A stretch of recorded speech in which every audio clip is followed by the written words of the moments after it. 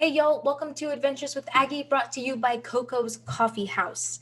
Today we have our second episode of Road to Tokyo, Part 2. We're hearing from the team captain of USA Wheelchair Rugby, Joe Delagrave. He's going to tell us about his long career in wheelchair rugby, what he's been working on the last year, and some fun stories about his family. So please welcome Joe. Joe, how are you doing today? Doing great. Thank you so much for having me on. I'm excited to chat and talk Yeah. about the road to Tokyo. Awesome. I'm so glad you're here. I feel like this was bound to happen. I've seen you doing so many awesome things on so many different platforms, and I'm excited to meet you and get to know you a bit better. But let's just kind of start out with your background. Can you tell me who you are and what you do? Yeah, well, so I'm a wheelchair rugby player for the national team for Team USA. That's been the full-time gig for 13 years. That sounds like a lot. I think one of our players during our last training camp said, Joe, you've been playing for half my life. And I'm like, I need to retire. This is ridiculous. So that was fantastic. I'm sure you could say the same thing with your age. But anyway, been fortunate enough and healthy enough to play for a long time. Been a captain for 8 years, and so moving into Tokyo, that's really exciting. Um, Another hat I wear is I'm a keynote speaker. I like to speak to people about finding their victor mindset. I believe that we all have circumstances that we go through in life, and we might not be able to control them, but we do get to control the choice that we have, the reaction to those circumstances. So I love to speak to people about that. I am a husband to April and a dad to Braxton, Braden, and Brinley, who are 9, 7, and 5. So life is full, it's fast, it's exciting. Um, but that's me in a nutshell. That's amazing. You've done it all. I love hearing your speeches too. I've seen you speak. I YouTubed you. I was like kind of YouTube stalking you a little bit before this session, but I love it. I love the victor mindset too. But I guess let's kind of backtrack a little bit. You've been in wheelchair rugby for 13 years now, but can you tell me about the origins of your wheelchair rugby career, kind of how it started and how you found the sport? Yeah, great question. So to kind of set the table with it, obviously wheelchair rugby means we play in wheelchairs. So it's like, okay, well, what's this Joe do, dude? And, how did that happen? And people always ask, did you play rugby before you were in a wheelchair? And I'm like, I had no idea what the able-bodied rugby rules are then or nor now. I still don't get it. But yeah, I broke my neck when I was 19 in a freak boating accident, and was an athlete before that. Played college football and loved the athletic identity and the affirmations that you get from coaches, and so it was a natural fit to kind of find a sport right away. Did not want to find an adaptive sport. I thought adaptive sports were stupid. I was 19. I was ignorant.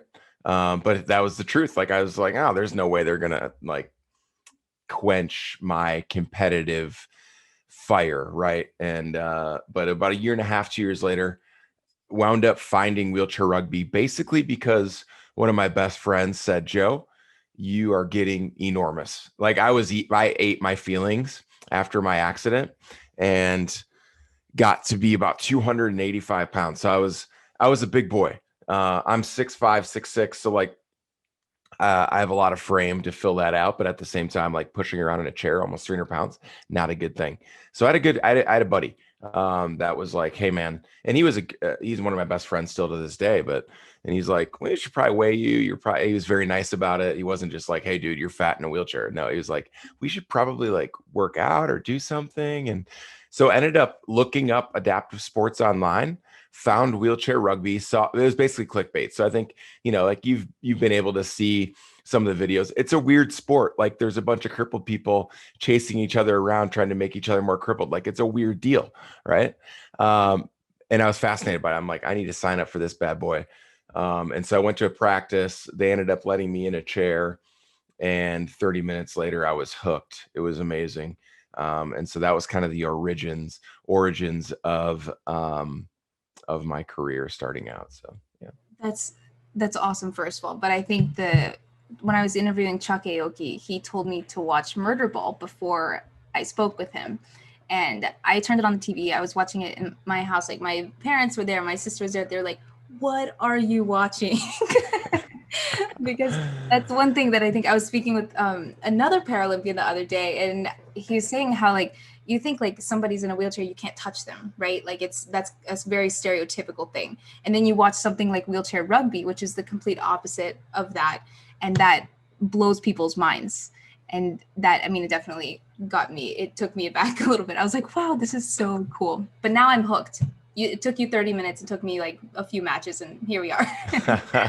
That's amazing. Yeah, Murder Ball is a fantastic documentary and definitely smashes those stereotypes. Does a great job of just absolutely punching people in the face with those stereotypes and knocking them down for sure. Yeah. Definitely, definitely. Awesome. Well, I kind of want to backtrack. I know you said the rules to wheelchair rugby, right? People don't know them. You didn't know them at the beginning. Can you just kind of give like a brief overview so that people who are listening who maybe have no idea what wheelchair rugby is get a little bit of an idea?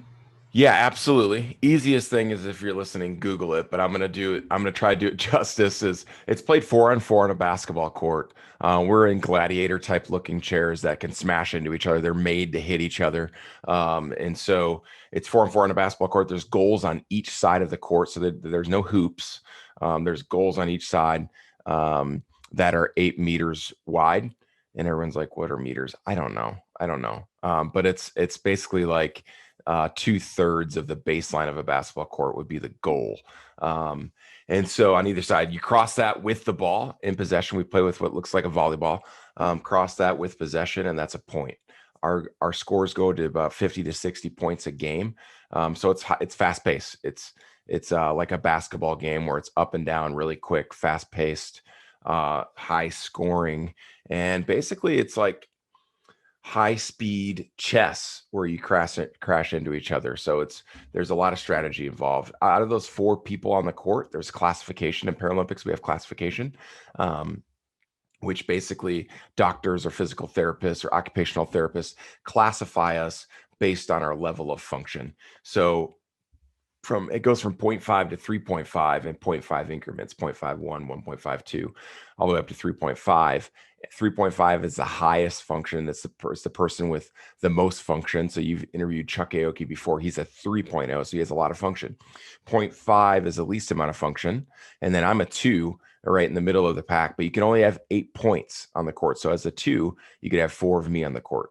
Couldn't have 4 Chucks on the court. That would be 12 points. So like there's a lot of strategy involved with the classification, which makes it interesting, and how you play people and what kind of lines that you run based on those, based on the function of your team and the math of the team. And so very unique sport, but it's people kind of start to fall in love with it pretty quick. Definitely. I totally agree. Once you like understand it, right? It takes like 1 match, 2 matches, something like that. And then you're hooked, and I love it. Yeah. Awesome. Let's talk about your career. You've done a lot. So honestly, when I was looking at everything you've done in your 13 years playing wheelchair rugby, I was like, I don't know what to talk to him about. You've done so much. But I guess, can you kind of just start with giving some of your favorite memories in your wheelchair rugby career, and some things that stick out to you? Yeah, let's start with the good stuff, right? Let's do that, and then I'll share I'll share maybe the not good stuff, if that's okay. So yeah, like it's been an amazing career. I've been able to accomplish a lot. Right away, the goal was to make the team, and then the goal was to make the Paralympics, and then the goal was to maybe be the best 2 at a tournament, and then the goal is like, hey, maybe we can, you want to win gold, you want to win. There's all different accolades. Like a video game has all these different levels. The wheelchair rugby career does too. And I've been fortunate enough to cross off a lot of those, which has been amazing. But I think looking back on the career, going to London and winning bronze, training for Tokyo, training for Rio, world championship, gold medals and bronze medals and all tournament teams. And like, that's all great. But I think looking back, you remember, you see the medals and stuff like that or whatever, but like you remember the journey with your team. And then you also like learn lessons along the way. And so like one of the things that happened to me that is, like I don't have a trophy for it in my office or anything like that, but I was an alternate for Rio, which means I didn't make the team. In and some stuff happened. And I personally thought like, man, I deserve to be on this team. I was a captain 13, 14, 15 leading up, and they didn't take me, but the coaches made a decision not to. And even though I didn't agree with it and didn't want this to happen, it did. So again, it's one of those circumstances outside of my control. And then how do I react to it? I think in 2016, playing as hard as I could, training as hard as I could, knowing I'm not going to the games, but being there, not having a leadership title, it was probably my best job leading the team because I was doing it without the title, doing it without going to the games, sitting through the jersey ceremony where everyone that's going gets their jersey, and like the devastation of that and like the emotions of that were tough. I was devastated. I was hurt. I was mad, angry, all the emotions, all of them mixed together in this crazy melting pot of emotions. And, but you learn lessons along the way. And it's like, how am I going to react to this? How am I going to choose this? And so I could play the blame game. I could play that victim card. I could say, you know what, like, this is the coach's fault. I should be on this team. You are all a bunch of a-hole, like the whole thing, right? Or I can choose to be a victor. And in that moment, even though I'm not going, even though I don't get a medal, even though I don't get the accolades, I can be a victor through my actions. I can help my teammates out. Even though I might be the 16th guy in the team instead of the number one guy in the team, I can say, I'm gonna do my best on scout team. I'm gonna work these guys as hard as I can, so they're ready to go. And I think that speaks a lot to a person's character through those dark moments and those tough moments. And so I think 2016, even though it's not like on high on the accolades list or a medal, it's one of those probably most important pivots of my career and in my life.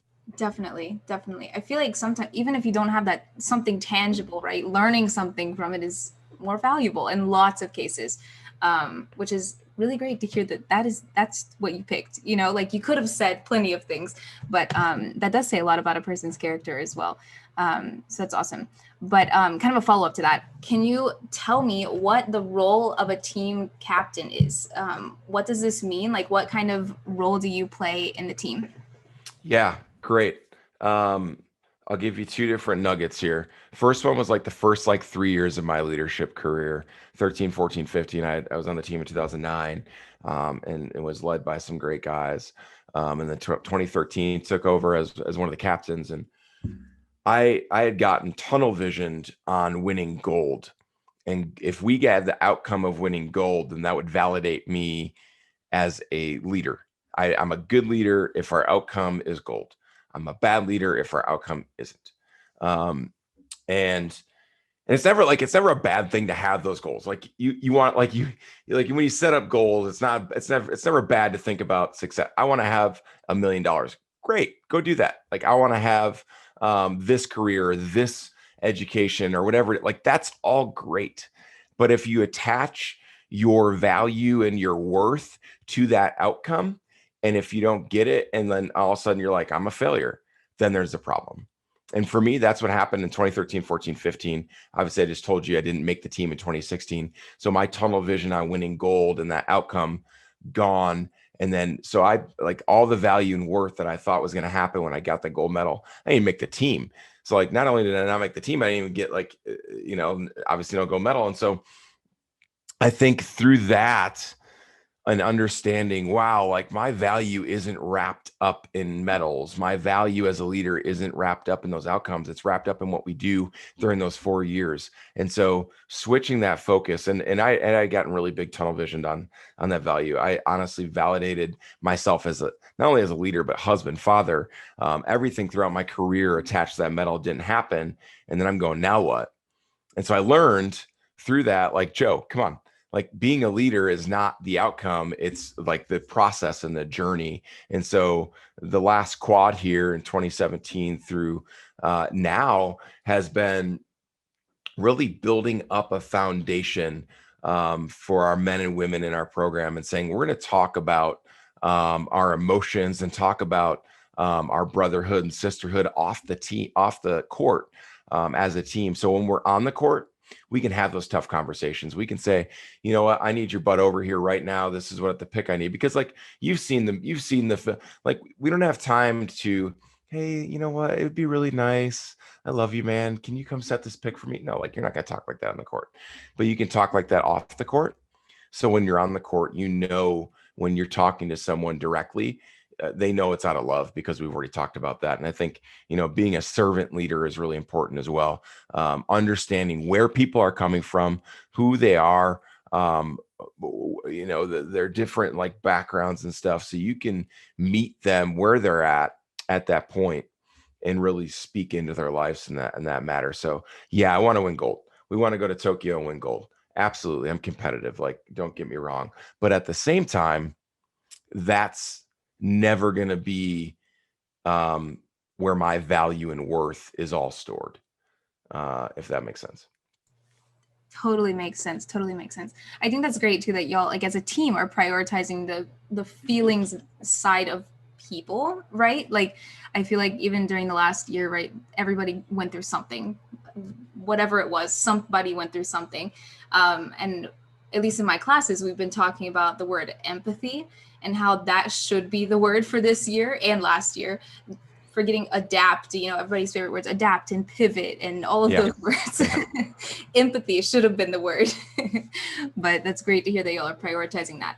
I guess let's move into your training. You're touching on training and everything that was going on. I know y'all were in Birmingham last week, my hometown, which is super exciting. How was that? How was being back with the team? How long had it been since y'all had played together? Yeah, so we've had 2 camps now this year. In January, end of January through middle of February was our first camp. And it was the first camp in 10 and a half months, being back with everyone. Like we picked up right where we left off. I thought it was going to be kind of weird. It wasn't. Everyone came in great shape, which was amazing to see everyone put the work in those 10 and a half months, do their, you know, beginning of quarantine, everyone's doing crazy Rocky Balboa workouts with whatever the heck they have, lifting jugs of milk, you know, whatever it was like you could find, and then figuring out, you know, gym protocols and stuff like that. But it was amazing to be back. We just got back from our second camp that was 2 weeks long, and that was amazing as well. Man, I think, you know, being back and being together and being able to kind of, it makes everything feel a little bit normal again, even though we have all these protocols and we're wearing masks and whatnot. But it's just great to kind of have that back again. It's a part of who I am. And as we're the last year when we didn't get to be together, it didn't feel real that we're going to go to Tokyo. And now that we have camps and everything like that, you kind of see starting to open back up. It definitely feels more real, like it's going to happen. So yeah, it's been pretty amazing. Definitely. Seeing all of this happen, like the teams going back together and people training and stuff, it makes me way more excited, right? Like last year, I feel like I was a little on edge. I was like, what's going on? Everybody was. But seeing it become more real is so exciting to see. Even as a fan, like love the Olympics, Paralympics and everything. It's awesome to see people coming back together. But I guess that goes perfectly into my next question here. This is my favorite question to ask any Olympian or Paralympian. But what does the road to Tokyo mean to you, or the road to wherever? What does that mean to you? To me, you know, it's like all of the hype on social media and like the fun ads on TV and stuff. And I'm assuming it's not the same for you, but yeah, no, totally. It's yeah, because general public, and I've always loved Olympics. And then I figured out what Paralympics was like later in life, you know, like after my accidents, I had no idea what they were before. Not going to lie here, keeping it real. But you always, I always gravitated toward, you know, when back in the day when Bob Costas would interview people and you'd hear their human interest stories. I mean, that's what grabs you. You really don't care about, like, you've never seen water polo before, but then you hear about this man or woman on the water polo teams that has been through whatever, you know, and so like the road, if you think about like a long road trip, like every once in a while, I like a good long road trip. My wife and I have done it. We used to live in Arizona and then drive back to Wisconsin before we moved back and that type of thing. And on a road trip, there's places that you know you're going to stop. So like there's going to be world championships along the way. There's going to be tryouts along the way. There's going to be, but then there's also the stops that you didn't know you're going to take, right? For an example, on a road trip with my family, it was when one of our sons was, our middle son, Braden, was like 3. This is not going to age well. And when he's older, he's going to be like, Dad, why'd you do this on a pod?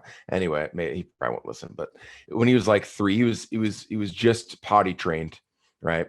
And knew how to go to the bathroom. But he was little. And so like he's yelling, he's like, Dad, I gotta poop. I gotta poop.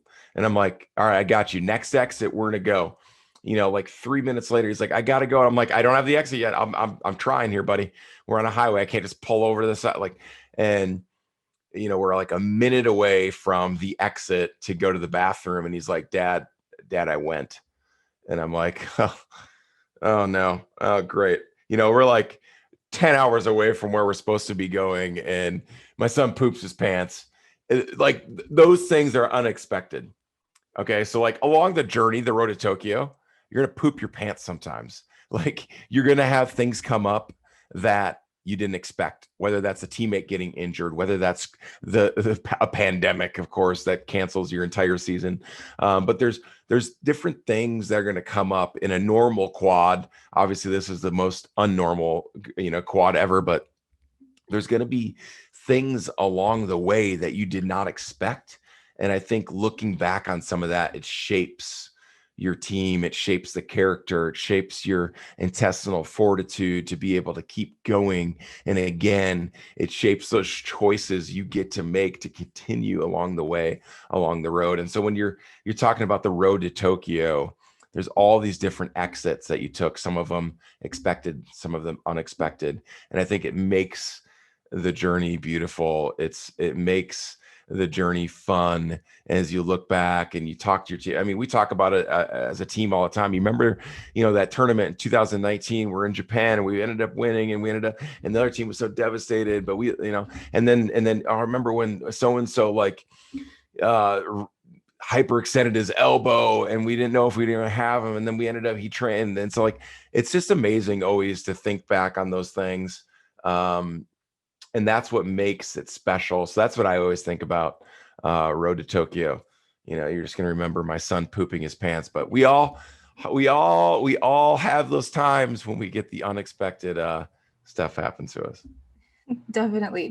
That's so cool to hear you talk about it that way, because like from the outside, right? Like I only see those expected stops. Like I see the world championships, I see the tournaments and things like that, but I don't see your son pooping his pants, right? Like I never see those unexpected things that are so cool, and they do make the road complete, which is awesome. That was a great analogy. I love it, and your son will appreciate that many years from now. Awesome. All that being said, what are you and the team focusing on now, right? I think this is crunch time. It's coming. It's really exciting and everybody's excited about it. But what are y'all focusing on from now until the games? Yeah, we have, I think, under 140 days, 135 days, something like that, before we're back in our last camp, August 7th together. And then August 17th is when we fly over to Tokyo. And so right now we're focusing on just tightening up lines where, the lines that we're going to play in and where our roles are going to be. I think it's really important for teams to understand what their role might be. Are you an alternate? We don't know that yet. We're the team's being named in May, end of May, I believe. And so that'll help define that. But like for the 12 men, and we have one woman on the team, Liz Dunn, who's amazing on the team. So depending on if there's 12 men or 11 men and one woman or whatever it might be, but defining those roles, understanding those roles. Are you going to be a bench player? Are you going to be a player that comes off the bench for 5 minutes a game? Are you going to play 25 mintes a game? Are you going to play the entire game? Like understanding that, defining that, living with that. And then that way you can know your role. I always say unknown expectations leads to future resent. So like it's important to know your expectations. It's important to understand those. What is coach expecting of you? And so I think in the next 100 days, we'll really tighten that up and find that out. So we can be the best team we can be. So I think that's probably the biggest thing, staying healthy, staying on top of our game, all that good stuff as well. but yeah, those expectations and then what role we fit in. Definitely. Staying healthy means a lot more this year than it did before. I feel like before any big event, right? Athletes are like, "Oh, stay healthy," and this year it's a little different. Totally. Awesome. Just a few more for you. I always ask athletes this, but what are your long-term plans? What are you looking to do? You can take long-term however you please, however long-term you'd like to Yeah. answer with. But yeah, what are your future plans? Yeah. Like everyone's like, are you done after Tokyo? And I'm just like, I just want to go to Tokyo and be present in that. But long term, like rugby's not my purpose in life. It's been a passion. It's been amazing. I think there's purpose in it with like leadership and things like that and the lessons that you learn. But I truly believe speaking is what God made me for, created me for, to be able to share my story and share my message.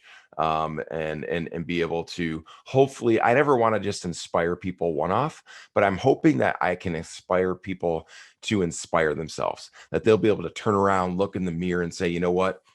I have something powerful to share. I am can own my gifts and talents that are given to me for a purpose. And I think that's just an important thing where you have a passion and a purpose and they intersect. It's beautiful where you find your sweet spot in life. So I think that's long-term what's for me, no matter how far my rugby career goes or takes off or whatever, whenever it ends. But my true purpose, I believe, is just sharing my story and be able to speak to people, whether it's 3 or 3,000, whoever will listen, and share my message of having that victor mindset and hopefully helping people find theirs. Definitely. I'm so excited that I can share your story as well. I was looking forward to this because, like I said, I had heard you speak so many times in different videos and different occasions and stuff like that. I do see speaking as your long-term career. I think you're great at it. Thank you so much. Thank you. Yeah, for sure. Awesome. So last question. I end all of my shows on advice. So what is one piece of advice you would give to your younger self? Okay, so love this question too. You're so good at all these questions. My gosh. So I love this question, and I always frame it with my 19-year-old version of myself.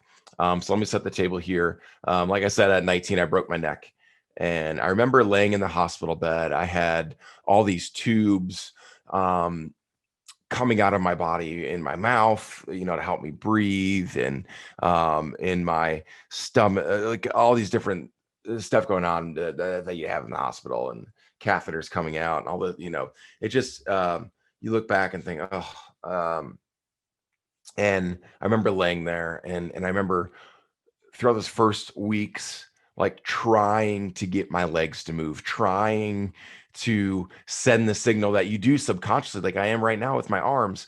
And I move my arms around, like you send the signal from your brain through your spinal cord into your limbs and they move and you don't even think about it. And then when you're paralyzed and they're not moving, I keep sending that signal and I'm praying to God. I'm going like, I just want to move my legs. And I feel so trapped in this hospital bed and I can't move. Nothing's happening with my legs physically. And the more and more that happened, the more and more I felt trapped mentally. And the questions swirl around at 19 and you think about, am I going to find purpose in life? Am I going to find a job that I can do in a wheelchair? Is this girl that I'm with going to stay with me? Am I going to be able to have kids? Am I going to be able to go back to college? I had my mom in the room. My mom was like, doctor, is he going to be able to have kids? And my mom's talking to the doctor about sex. And I'm like, would you get out of the room, mom? Like, I don't want my 19-year-old self doesn't want to talk anything to do with it. Like, I still don't want to talk to my mom about it. But like, that's the reality of the situation. That's what a 19-year-old kid is thinking about, laying in this bed trapped. And so if I could go back to that time, if I could just like whatever, time travel, and I'm talking to and I'm at myself bedside, and I roll in with my chair and I'm like, listen, dude, those dreams and goals and the desires that you thought were ripped away are going to be given back to you tenfold. You're going to be in a chair and you're going to get in that chair and it's going to be an opportunity for you to go out and do amazing things And I think looking through that, and I tell myself, like, most of those questions that you're thinking about right now and feeling trapped and everything, they're going to get answered.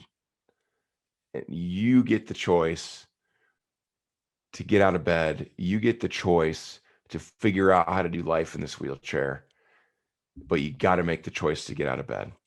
You got to make the choice. I think a lot of us have these lofty goals in life. I think a lot of us have these desires and dreams that are amazing, but it starts with simple things like taking that first step. Everyone says, take a leap of faith. Now just take a little baby step of faith. Just roll one push forward. Like, it doesn't have to be that hard. That's the first step. For me, the first step was figure out how to get dressed, figure out how to put my socks on. And then from there, you're able to say, you know what? I can get myself dressed. I can go back to college. You know what? This girl of mine is amazing. Let's ask her to get married. You know what? Like, let's have some kids. Let's be able to accomplish some goals. Let's be able to go and play rugby with USA written across my chest across the world. You know what? Let's start to teach our kids that the impossible is possible, and it starts with your choice looking in the mirror. I love ending on this question. It's so hopeful and amazing. And I'm so glad that you shared all of this with me and with everybody listening to the show. Awesome advice. I love it. I hope people listen and get inspired and they go take their baby step of faith. That's really true, though. That's the leap of faith. Everybody says that, but you don't have to leap. Yeah, you don't have to leap. About that. You're not jumping off a cliff. You're just you're taking one step forward. Yeah. Yeah, I've never thought about that. Wow. Everybody says it too. They should say Yeah. Interesting. I love it. Awesome. Well, Joe, this was perfect. Thank you so much for giving me some of your time. And yeah, thanks for sharing your story. Absolutely. Thank you so much for having me on. I appreciate the opportunity. Joe, thank you so much for coming on the show. Lots of laughs in this episode, and I appreciate your time. Tune in on Friday morning to hear from Alexander Binderis. He's on Team USA Handball, and he's going to tell us a little bit more about his sport and all that he's been up to in the last year.